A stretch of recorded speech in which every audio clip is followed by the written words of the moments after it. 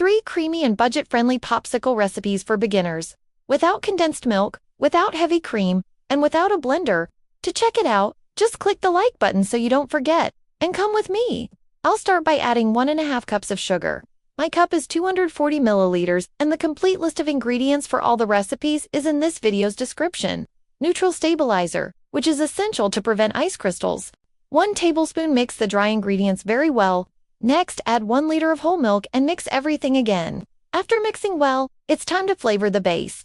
I'm using Fab mint flavoring, but if you prefer, you can use mint popsicle powder, which also works. Add as much as you like. Here, I'll use 1 tablespoon and mix well.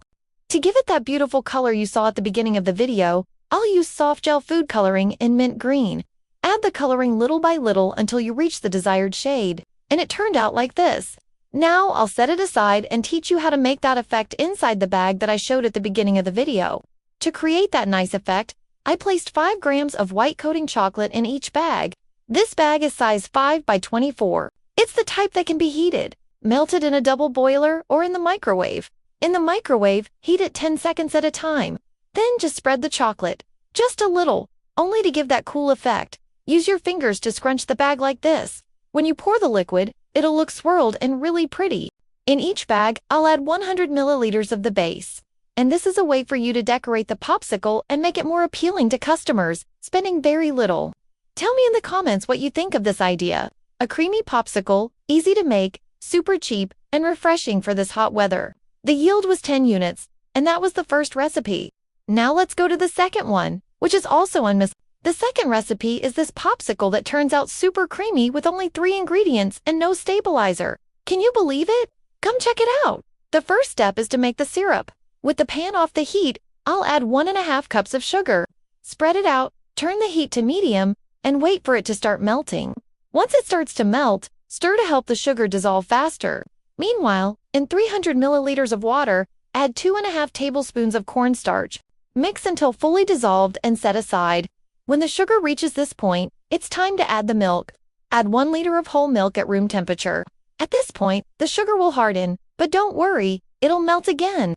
Keep it over medium heat, stirring occasionally until the sugar fully dissolves again. Once it has completely melted, add the water with cornstarch that you prepared. Remember to stir it again before adding because cornstarch settles at the bottom. And when adding it in, stir constantly to avoid lumps since the milk is already hot. Once it starts boiling, lower the heat and cook for 3 more minutes. That's enough time for the cornstarch to cook without leaving a porridge taste. 3 minutes have passed, so I'll turn off the heat, transfer it to another container, and let it cool. Once the base has cooled, it's time to fill the bags. I'm using size 5 by 24 bags, and I'll add 100 milliliters in each.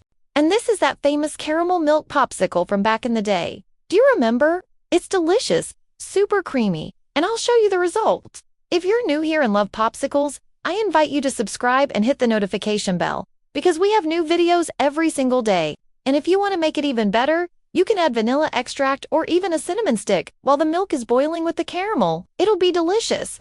I'll freeze them and come back to show you the result. Here are the popsicles already frozen, and look how soft and creamy they are. And the flavor, I don't even need to tell you. I don't know about you, but I love anything caramel. Now stay with me, and let's go to the next recipe. The third and last recipe is this water-based lime popsicle made with fresh fruit. No milk, super high yield. You're going to love it. In a bowl, add 3 liters of filtered water at room temperature. As I said, this recipe makes a lot. If you want a smaller batch, just cut the ingredients in half. Next, add freshly squeezed lime juice. It's important to squeeze it right before using. I used 15 limes, which gave me 400 milliliters of juice. 4 cups of sugar. My cup is 240 milliliters. Always taste after adding sugar to check if it's sweet enough, since it depends on the type of lime you're using. Mix until the sugar is completely dissolved. This step can be done in a blender, but I don't think it's necessary. How do you usually prepare your base? In the blender or like this? Tell me in the comments. I'd love to know. Do you enjoy my recipes and want access to 100 amazing gourmet popsicle recipes? Check the link in the description and grab my complete guide with the best recipes to boost your sales. By getting my guide, you'll also receive a free bonus ebook with 50 popsicle recipes. Fit, detox, alcoholic, and budget-friendly. If you have any questions about the ebook, just leave a comment and I'll reply soon. In 300 milliliters of hot water, Dissolve 2 packets of lime-flavored gelatin. Also add a pinch of salt and mix well. That little pinch of salt enhances the lime flavor. Next, add the dissolved lime gelatin and stir well. To make the color even more vibrant, I'll add a little soft gel food coloring in neon green, but that's optional. Look at this beautiful color! In this recipe, I didn't use stabilizer because the gelatin already works as one. But if you want it even creamier, you can add half a tablespoon of stabilizer as well. The bag I'm using is size 6 by 24. I'll add 150 milliliters of base to each bag. I'll leave the link to this bag in the pinned comment since many of you ask.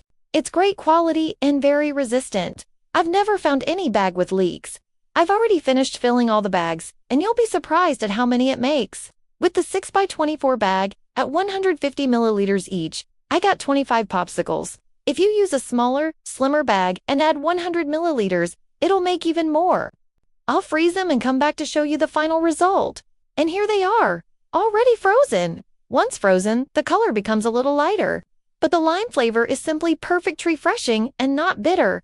Just follow the step-by-step exactly as I showed you, and it'll work out great.